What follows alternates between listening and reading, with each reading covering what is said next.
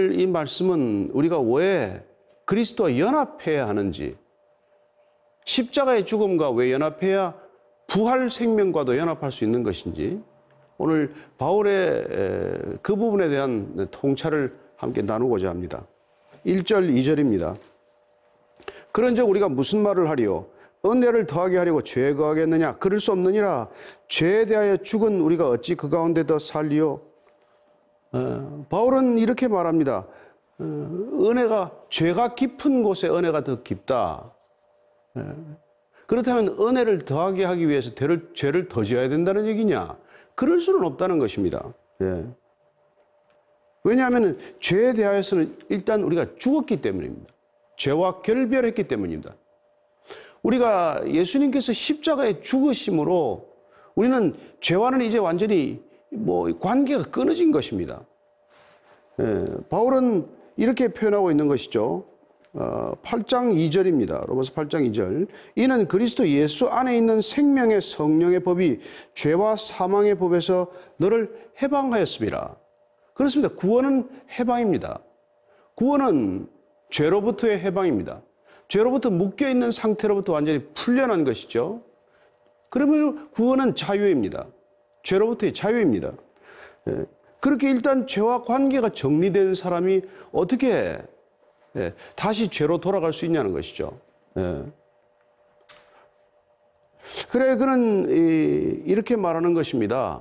사실 우리가 일단 죄와 한번 결별하게 되면 물론 죄의 영향력은 남아있을 수 있겠죠. 우리 몸의 옛사람을 통해서 그 남아있을 수는 있겠지만은, 그러나 오늘 우리는 바울이 단호하게 선언하듯이 우리는 더 이상 죄의 명령을 받을 이유는 없다는 것이죠. 그건 마치 우리가 이런 사람들과 마찬가지입니다. 어떤 부부가 이혼을 했다고 칩시다. 아니면 사별했다고 칩시다. 더 이상 전 남편이나 전 아내가 법적인 권리나 의무를 주장할 수 있습니까? 그럴 수 없겠죠. 식민지배에서 해방되어도 마찬가지일 것입니다. 더 이상 지배국이 피지배국가 국민들에 대해서 어떤 의무나 권리를 행사할 수 있겠습니까? 그럴 수는 없다는 것이죠. 탈북자들은 어떻습니까? 탈북자들 여기 넘어오면 북한 더 이상 법 질서나 법 체계와는 상관이 없죠. 그러나 본인이 있었던 그 과거와 영향력을 주고받을 수는 있겠죠. 그건 우리가 마치 이민 간 사람들도 마찬가지입니다. 해외 이민 가면은 그 나라 법의 질서 체제 하에로 들어가는 것이어서 더 이상 우리 정부가 그들에게 어떤 의무를 부과할 수도 없고 어떤 책임을 요구할 수도 없는 것이죠. 그렇지만은 만약 이민 가서도 한국에 남아있는 가족들하고 계속 연락을 주고받으면서 그 영향을 계속 받고 있다고 칩시다. 그럴 수 있죠. 여기 관심도 가지고 여기 소식도 들으면서 계속 한국의 영향을 받을 수는 있겠지만 더 이상 그렇다고 해서 이쪽에 있는 가족들이나 이쪽에 있는 정부가 이민 간 사람들에 대해서 어떤 법적 의무를 지우거나 법적 제재를 가할 수는 없다는 것입니다. 그게 우리가 죄에 대하여 죽었다고 하는 표현, 더 이상 우리가 죄 지배하에 있지 않다고 하는 그런 표현이죠. 왜 이게 중요합니까? 오늘 사도 바울은 이렇게 말하는 것입니다. 3절 이하 5절까지입니다. 무릇 그리스도 예수와 합하여 세례를 받은 우리는 그의 죽으심과 합하여 세례를 받은 줄을 알지 못하느냐? 그러므로 우리가 그의 죽으심과 합하여 세례를 받음으로 그와 함께 장사되었나니 이는 아버지의 영광으로 말미암아 그리스도를 죽은 자 가운데서 살리심과 같이 우리로 또한 새 생명 가운데서 행하게 하려 함이라. 만일 우리가 그의 죽으심과 같은 모양으로 연합한 자가 되었으면 또한 그의 부활과 같은 모양으로 연합한 자도 되리라. 우리는 세례교인입니다. 세례를 받았습니다. 세례란 것은 죽음을 뜻하여 세례는 물에 가라앉거나 물에 잠기는 것입니다. 그런 세례란 그리스도의 죽음과 연합하는 의식이죠. 그래서 그리스도와 함께 죽음에 연합하는 것이 세례입니다. 우리는 일단 그리스도의 죽음, 그분의 십자가의 죽음과 연합해야 합니다. 그래야, 그게 왜 중요합니까? 그래야만 우리는 그의 부활, 그리스도의 부활과도 연합하기 때문이죠. 여기서 연합하다는 것은 한 뿌리를 갖게 되는 것입니다. 같은 뿌리에서 자라나는 것입니다. 그리스도와 연합이 왜 중요합니까? 우리는 더 이상 나로 살지 않고 그리스도와 연합함으로써 그리스도와 동일한 뿌리 속에서 자라게 된다는 것입니다. 그러므로 우리는 더 이상 십자가의 죽음을 통해서 그분의 죽음과 연합할 때 우리는 더 이상 죄의 지배를 받지 않게 되는 것이죠. 죄에 대하여 죽었다, 그런 얘기입니다. 물론 죄에 대하여 죽었다라는 표현이 우리가 뭐 더 이상 죄를 짓지 않는다, 죄하고 나하고는 상관이 없다, 그런 건 아니에요. 그러나 분명한 것은 더 이상 죄는 우리에게 명령할 수 없습니다. 그전처럼 우리를 강제로 끌고 갈 수 없습니다. 우리는 죄의 지배를 받지 않습니다. 물론 우리 옛사람이 남아있어서 뭐 죄와 완전히 절연했다고는 하지만은 여전히 옛 습관이 남아있다거나 옛날에 죄된 버릇이 또 불쑥 나와서 죄로 돌아갈 수도 있고 죄에 실족할 수도 있지만, 그건 마치 뭐 전쟁에 큰 승리를 거두었지만 남아있는 무슨 뭐 게릴라들한테 좀 습격을 당한다 할까? 뭐 그런 정도로 우리가 해석을 하는 것이죠. 그게 우리가 그리스도와 연합해야 할 핵심 이유가 되는 것입니다. 왜 세례받습니까? 연합하기 위해서예요. 그렇게 연합될 때 우리는 십자가의 죽음과 그의 부활과 함께 둘 다 연합하는 존재가 되는 것입니다. 여러분, 십자가의 죽음과 부활은 나뉘어질 수 없습니다. 우리는 십자가에서 그 죽음을 경험해야 다시 새 생명과 연합할 수 있기 때문이죠. 그걸 우리는 거듭났다, 새로운 피조물이 되었다, 그렇게 표현하는 것이죠. 그래서 예수님께서 사실 제자들에게 그 삶을 미리 살아야 한다고 강조한 것입니다. 그 연합이라는 삶이, 연합이 가져온다는 것은 그 연합 때문에 우리가 모양도 같은 모양이어야 한다는 거예요. 그분과 같은 뿌리에서 자라났기 때문에 우리는 그분의 죽으심과 그분의 부활하심과 같은 모양으로 우리도 우리의 죽음과 부활을 경험하게 될 것이라는 것을 말씀해 주시는 것이죠. 그게 누가복음 9장 23절, 우리가 익히 잘 아는 말씀의 배경이 되는 것이죠. 9장 23절입니다. 또 무리에게 이르시되 아무든지 나를 따라오려거든 자기를 부인하고 날마다 제 십자가를 지고 나를 따를 것이니라. 날마다 우리가 그분을 따라가야 할 이유가 뭡니까? 그분과 연합했기 때문이죠.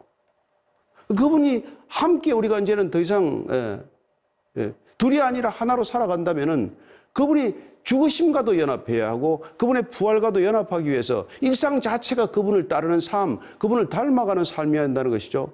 그런 삶이 어떤 삶이라고 말합니까? 예수님께서는 첫 번째, 자기 부인의 삶이라고 말합니다. 세상은 자기 확인이죠. 어떻게 부인입니까? 세상은 자기 강화입니다. 자기 극대화입니다. 그게 이 세상이지만 우리는 자기 부인의 특성을 지녀야 한다는 것이죠. 두 번째는 뭡니까? 날마다 자기 십자가를 지는 십자가의 길이라고 말합니다. 그렇습니다. 십자가의 길은 곧 죽음의 길이죠. 우리는 날마다 십자가를 지고 우리를 날마다 자기를 부인하며 따라가는 삶을 사는 것입니다. 그렇습니다. 그분과 연합하기 위해서는 날마다 십자가를 지고 가는 삶, 그래야 우리는 다시 사는 부활의 삶까지 연결되는 삶을 살 수 있는 것이죠. 그리고 궁극적으로는 예수님을 따르는 삶입니다. 이 삶이 결코 녹록한 삶이겠습니까? 우리는 더 이상 세상을 따르지 않습니다. 세상 속에 살지만 세상이 주인이 아니고 세상이 우리를 강제하지 못하고 우리가 세상을 주인으로 삼지 않기 때문에 더 이상 우리는 세상의 영향권에 들어가지 않는 것이죠. 그렇습니다. 그럴 때 우리는 예수님께서 이 길 이름을 갖다 별명을 붙이기를 좁고 협착한 길이라고 말씀하셨습니다. 좁은 문, 협착한 길이라고 말씀하신 이 길을 우리가 제자도라고 부르며 가게 되는 것이죠. 왜? 같은 모양으로 살고 같은 모양으로 죽고 같은 모양으로 다시 살기 위한 신앙의 길을 걷기로 결단한 때문이죠. 따라서 우리는 더 이상 섬김 받으려 하지 않습니다. 더 이상 인정받으려 하지 않습니다. 더 이상 대접받으려고 하지 않습니다. 우리는 더 이상 유명해지려고 하지 않아요. 우리는 더 이상 성공하려고 하지 않습니다. 이게 우리가 살아가는 삶의 모습이 되는 것이죠. 그게 연합한 자의 모습이라고 지금 예수님께서 말씀해 주고 계신 것이죠. 따라서 6절 7절입니다. 우리가 알거니와 우리의 옛사람이 예수와 함께 십자가에 못 박힌 것은 죄의 몸이 죽어 다시는 우리가 죄에게 종노릇하지 아니하려 함이니 이는 죽은 자가 죄에서 벗어나 의롭다 하심을 얻었습니다. 여기 예수님께서는 우리가 정말 그렇게 십자가의 죽음과 연합할 때 오늘 바울은 중요한 사실 한 가지를 다시 한번 알려주고 있습니다. 그것은 우리의 옛사람이 죽는다는 것입니다. 그 옛사람이 죽는 까닭은 죄의 몸을 죽이기 위한 것이라고 말씀해 주고 있습니다. 죄의 몸은 무엇이고 옛사람은 또 무엇입니까? 옛사람은 거듭나지 못한 거듭난 새 사람과 완전히 대비되는 인격적인 존재 전체를 말하는 것이죠. 그러나 죄의 몸이란 죄성을 버리지 못한 죄된 몸, 죄악으로 아주 그냥 범벅이 된 뒤범벅이 된 그런 속성을 말하는 것이겠죠. 그래서 우리가 옛사람이 함께 죽을 때 죄의 몸은 자연히 죽는 것을 우리가 경험한다는 것을 가르쳐주고 있는 것이죠. 그렇게 될 때 우리는 더 이상 죄의 몸이 죽을 때 우리는 더 이상 죄에게 종노릇하지 않는다. 죄가 우리를 지배하지 못한다. 그렇게 함으로써 죄에서 벗어나야 비로소 우리는 의롭다 하심을 얻는 존재가 된다고 말합니다. 그게 거듭나는 것 아니겠습니까? 그렇게 의롭다 하심을 얻는다는 것은 법정 용어예요. 무죄 선언입니다. 더 이상 죄가 없다고 얘기해 주는 것이죠. 자, 그래서 우리가 의로워지는 과정은 뭡니까? 세례받습니다. 그리스도와 연합합니다. 십자가의 죽음과도 우리는 연합합니다. 더 이상 십자가에 달린 분은 예수님 혼자만이 아닙니다. 우리 또한 십자가에 함께 그분과 함께 죽은 것이 되는 것이죠. 그게 연합의 진정한 의미죠. 그리고 그분이 사흘 만에 다시 부활하셨습니다. 다시 일어나셨습니다. 그분의 부활과도 우리는 다시 연합한 존재가 되는 것이죠. 그게 우리가 세례받은 이유고 주님께서 자기를 부인하고 날마다 십자가를 지고 나를 좇으라고 말씀하신 이유이죠. 따라서 8절 9절입니다. 만일 우리가 그리스도와 함께 죽었다면 또한 그와 함께 살 줄을 믿노니 이는 그리스도께서 죽은 자 가운데서 살아나셨음에 다시 죽지 아니하시고 사망이 다시 그를 주장하지 못할 줄을 알미로라. 우리가 그리스도와 함께 죽었고 그리스도와 함께 사는 것을 믿는 것, 그게 우리 신앙의 핵심입니다. 우리는 그리스도와 함께 십자가에 못 박혀 죽었습니다. 그리고 부활하신 주님과 함께 다시 사는 것입니다. 새 생명으로 우리가 살고 있는 것이죠. 그게 연합의 진정한 의미라고 지금 계속해서 반복적으로 바울은 우리에게 가르쳐주고 있는 것이죠. 그럴 때 우리는 다시 죽지 아니하시고 사망이 주장하지 못하는 바로 그 생명으로 우리는 새로운 사람, 거듭난 사람이 된다는 것을 지금 바울은 반복해서 말씀해 주고 있습니다. 따라서 그는 이 연합, 그리스도와의 연합을 통해서 십자가의 죽음과 부활을 경험하는, 그게 그 신앙의 핵심이요. 그는 그 부활하신 예수님을 증언하는데 자기 신앙 여정의 목숨을 걸었던 사람이에요. 어쩌면 바울은 그 부활만이 그게 어떻게 보면 신앙의 궁극적인 목적이요. 그 부활의 증인으로 살아가는 것이 그의 신앙의 전부라고 해도 지나친 말이 아닐 것입니다. 그래서 고린도전서 13장, 15장 3절부터 8절까지입니다. 읽어드리겠습니다. 내가 받은 것을 먼저 너희에게 전하였노니 이는 성경대로 그리스도께서 우리를 죄를 위하여 죽으시고 장사 지낸 바 되셨다가 성경대로 사흘 만에 다시 살아나사 게바에게 보이시고 후에 12제자에게와 그 외 500여 형제에게 일시에 보이셨나니 그 중에 지금까지 대다수는 살아있고 어떤 사람은 잠들었으며 그 후에 야고보에게 보이셨으며 그 후에 모든 사도에게와 맨 나중에 만삭되지 못하여 난 자 같은 내게도 보이셨느니라. 내가 부활의 증인이다. 부활하신 주님을 보았다. 이걸 지금 바울이 얘기하고 있는 것이죠. 그는 이 부활의 증인된 이 특권, 이 놀라운 이 증언에 힘입어서 그는 끝까지 믿음의 경주를 완주하지 않습니까? 그리고 그 죽음 이렇게 말합니다. 10절입니다. 그가 죽으심은 죄에 대하여 단번에 죽으시며 그가 살아계심은 하나님께 대하여 살아계심이니, 그렇습니다. 그는 죄에 대하여 단번에 죽었습니다. 여러분, 구약 제사는 맨날 반복되는 제사 아닙니까? 예, 한번 죄 짓고 또 무슨 뭐 희생 제물 드리고 피 뿌리고 말이죠. 또 그러고 나서 또 죄 짓고 와서 따라서 제물의 효력이 뭡니까? 네, 무슨 제대로 된 효력입니까? 예. 그러나 예수님께서는 당신 자신을 제물로 드림으로써 영원히 단 한 번의 제사로 그분 당신 자신의 영 단 한 번의 제물 되심으로 우리는 더 이상 죄에 대하여 상관이 없는 존재가 되고 만 것이죠. 죄에 대하여 죽었다라는 것을 다시 한번 고백하고 선포하고 있는 것입니다. 그리고 그가 다시 살아났다는 것, 하나님께서 다시 사흘 만에 그를 다시 일으켰다는 것, 그렇게 하심으로 하나님께 대하여는 의로운 존재가 된 것, 예. 영원히 하나님과는 올바른 관계에 들어간 의로움을 덧입는 존재가 된 것 아닙니까? 예. 따라서 11절입니다. 이와 같이 너희도 너희 자신을 죄에 대하여는 죽은 자요 그리스도 예수의 안에서 하나님께 대하여는 살아있는 자로 여길지어다. 우리 믿음이란 무엇입니까? 우리 자신을 죄에 대해서는 이제 더 이상 죽은 자다. 죄에 대하여 죽었다. 여러분, 죄가 우리 안에서 꿈틀거릴 때마다 선언해야 합니다. 너 죄야. 죄 너는 죽은 자야. 나는 죄에 대하여 죽었다. 너하고는 사별했다. 너하고는 더 이상 볼 일이 없다. 예. 그렇게 선포하라는 것이죠. 그리고 그리스도 예수 안에서 나는 하나님을 향하여 살아있는 자다. 예. 나는 하나님과의 관계에 올바른 관계에 들어가 있는 사람이다. 이렇게 선포하라는 것입니다. 그때 우리는 진정으로 정말 하나님께서 우리를 어떻게 부르시고 어떻게 여기까지 오게 하셨는지를 온 세상에 대하여 당당히 증언할 수 있는 자가 되는 것입니다.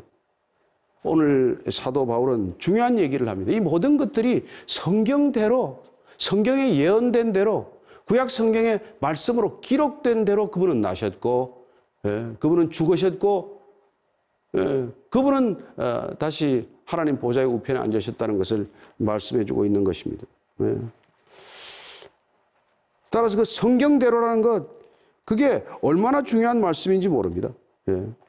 성경대로 이사야서 7장 14절 말씀입니다. 주께서 친히 징조를 너에게 주실 것이라. 보라, 처녀가 잉태하여 아들을 낳을 것이요 그의 이름을 임마누엘이라 하리라. 처녀가 아이를 낳을 것이요 그는 성경대로 나셨습니다. 9장 6절 한 번 더 읽어볼까요? 이는 한 아기가 우리에게 낳고 한 아들을 우리에게 주신 바 되었는데 그의 어깨는 정사를 메었고 그의 이름은 기묘자라 모사라 전능하신 하나님이라 영존하시는 아버지라 평강의 왕이라 할 것임이라.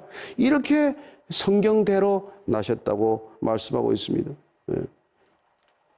미가서 5장 2절 볼까요? 베들레헴 에브라다야 너는 유다 족속 중에 작을지라도 이스라엘을 다스릴 자가 내게로 나올 것이라. 그의 근본은 상고의 영원에 있느니라. 예, 그분은 메시아입니다. 그분은 그리스도이십니다. 우리가 연합한 자, 우리와 연합한 그 그리스도는 영원의 상고에 뿌리를 두고 있는 분이다. 이렇게 말씀하고 있습니다. 그의 사역과 죽음에 관해서도 우리에게 말씀하고 있죠. 스가랴서 9장 9절 말씀입니다. 스가랴서 9장 9절. 네, 같이 읽습니다. 시작. 시온에 따라 크게 기뻐할지어다. 예루살렘에 따라 즐거이 부를지어다. 보라, 내 왕이 내게 임하시나니 그는 공의로우시며 구원을 베푸시며 겸손하여서 나귀를 타시나니 나귀의 작은 것 곧 나귀 새끼니라.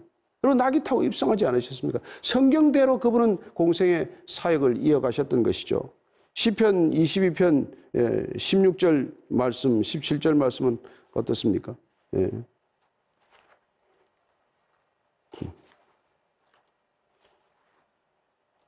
거기도 또한 예수님께서 어떻게 고난받고 죽을 것을 말씀해 주고 있는 것이죠.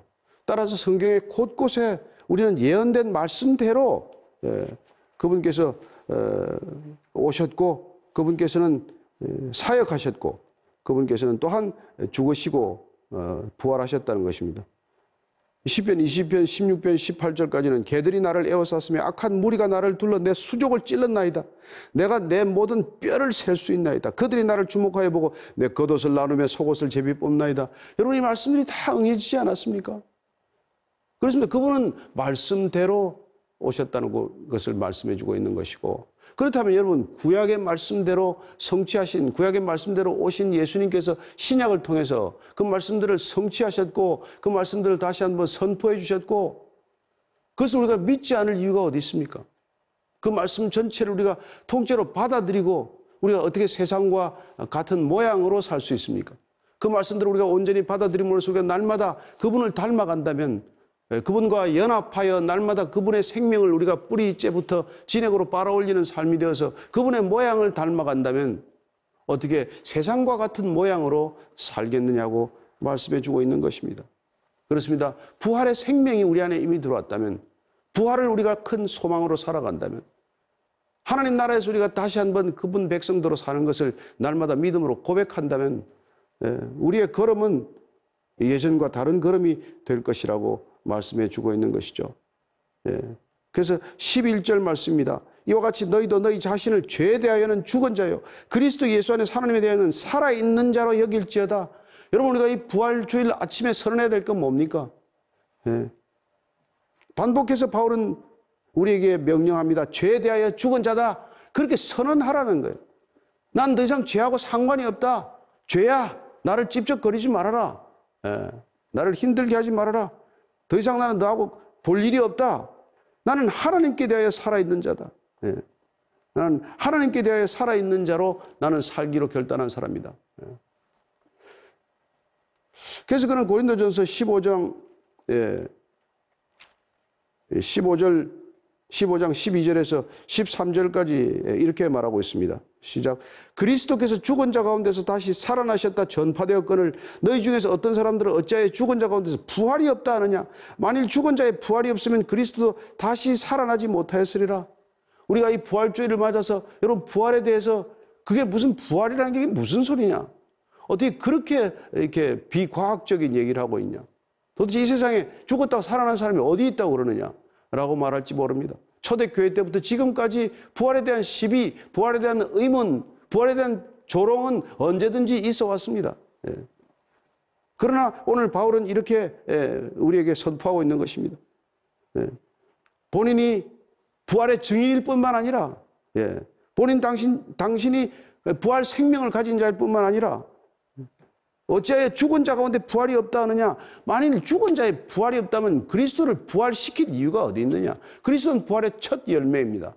그분을 첫 열매로 거두신 이유가 뭡니까? 그 다음에서 계속해서 거둘 열매를 위하여 그리스도의 부활의 첫 열매가 되게 하신 것은 부활의 티저 영상이 아니냐, 다음 부활할 모든 사람들에게 보여주는 그런 그림이라고 하는 것을 얘기하고 있는 것이죠. 따라서 이 세상의 것을 전부로 알아가고 부활에 대한 소망이 없다면 사도 바울은 그 사람들이야말로 어느 누구보다도 불쌍한 사람이라고 얘기하고 있는 것이죠. 15장 42절입니다. 죽은 자의 부활도 그와 같으니 썩을 것으로 심고 썩지 아니할 것으로 다시 살아난다. 우리는 썩을 것으로 심어서 썩지 않을 것으로 다시 거둔다는 것이죠. 더 이상 우리는 이 썩는 몸에 우리는 모든 관심을 집중시키고 살지 않습니다. 부활을 굳게 믿기 때문에 부활이 없다고 하는 세상에 어떤 누구보다도 불쌍한 사람들과 같은 삶을 살지는 않는다는 것이죠. 여러분, 하늘의 밀알이 썩어야 열매를 맺는 것 아닙니까? 모든 씨앗들은 땅에 심기어 썩어야 발아하고 싹이 트고 잎이 나고 줄기가 드는 것 아닙니까? 궁극적으로 그 씨앗은 죽음을 위해 심겨지지만은 썩지 않을 것으로 난다는 게 뭡니까? 그와 마찬가지로 우리가 썩을 몸으로 이걸 심게 되면 썩지 않는 영의 몸으로 우리가 거두게 된다는 것, 이 원리를 우리가 기억하고 있어야 한다. 오늘 부활주일에 우리가 다시 한번 믿음으로 고백하는 것은 그렇습니다. 이 썩을 몸으로 우리는 남겨진 시간, 남겨진 여생, 썩지 않을 것을 거두기 위한, 썩지 않는 영의 몸을 거두기 위한 그런 일생이 되게 하여 주옵소서. 기도하는 백성들이 되어야 할 줄로 믿습니다. 오늘 사도 바울이 그렇게 우리에게 권면하고 있는 것이죠. 더 이상 우리는 이 땅의 목숨만을 전부로 알고 살아가는 사람들처럼 그렇게 불쌍한 사람이 되어서는 안 된다는 것입니다. 아니, 그들보다 더 불쌍한 사람이 될 수 있는 것이 그리스도인이라고 말하는 것이죠. 세상 사람들은 죽음이 전부라고 알고 살고 이 땅의 것들이 전부라고 알고 살기 때문에 그들은 불쌍한 사람이다. 그러나 만약에 그리스도와 연합한 자가 되었다고 굳게 믿으면서도 십자가의 죽음과 연합하고 부활의 생명과 연합한 자로 살아간다고 하는 그리스도인들조차도 이 세상 사람들과 다를 바 없이 보이는 것들만을 그렇게 전부로 여기고 살아가고 죽음을 두려워하고 살아간다면은 그러면 세상 사람보다 더욱 불쌍한 사람이 된다는 것, 그렇게 얘기하고 있는 것이죠. 따라서 우리는 이 썩을 몸으로 썩지 않을 것을 거두는 신앙의 남은 여생이 되기를 축원합니다.